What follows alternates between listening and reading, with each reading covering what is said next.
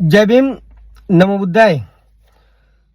ચોટીલાની અંદર એચ.ટી. મકવાણા સાહેબ જો નાયબ કલેક્ટર છે, એસડીએમ સબ ડિવિઝનલ મેજિસ્ટ્રેટ, એમણે જે ગુજરાતની અંદર દાખલારૂપ જે કાર્યવાહી કરવાનું ચાલુ કર્યું છે, ભ્રષ્ટાચારી અને જે 2 નંબરના ધંધા કરતા ખનિજ માફિયાઓ, પછી દારૂના જે બુટલેગરો છે, એમને ધૂળ ચટાવી દીધી છે।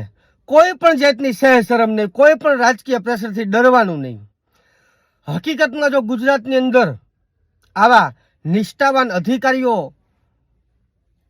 આવે ને તો અમારી જેવા જે સામાજિક કાર્યકરો છે ને એ લોકોને સમાજ સેવા છોડી દેવી પડે।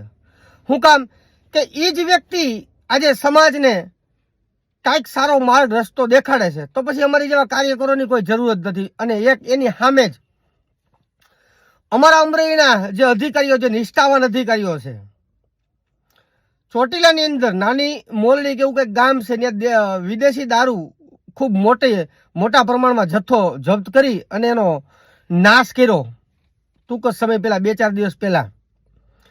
અમરેલીમાં આજે હું તો આટલા સમયથી જોઉં છું, મેં કોઈ દિવસ આવો જથ્થો પકડાનો હોય કે આવા જથ્થાનો નાશ થયો હોય એવું મારી નજરમાં કોઈ દિવસ આવ્યું નથી। એના 1-2 વિડીયો મૂકું છું। અહીંયા તો તમે મામલતદારને કંઈક રજૂઆત કરવા જાઓ કે ફોરેસ્ટ અધિકારીને જાઓ તો ફોરેસ્ટ અધિકારી એમ કે અમને ખ્યાલ નથી, અમારા તાબામાં અમારી હેઠળનું આ કામ નથી। મામલતદારને ખુદને એની સત્તા શું છે એનું ભાન નથી, ફોરેસ્ટ અધિકારીને એની સત્તા શું છે એનું ભાન નથી, નાયબ કલેક્ટરને એની સત્તા શું છે એનું ભાન નથી।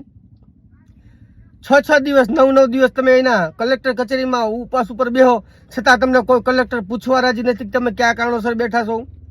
આવા અમારે અમરેલીમાં અહીંયા નિષ્ઠાવાન અધિકારીઓ છે।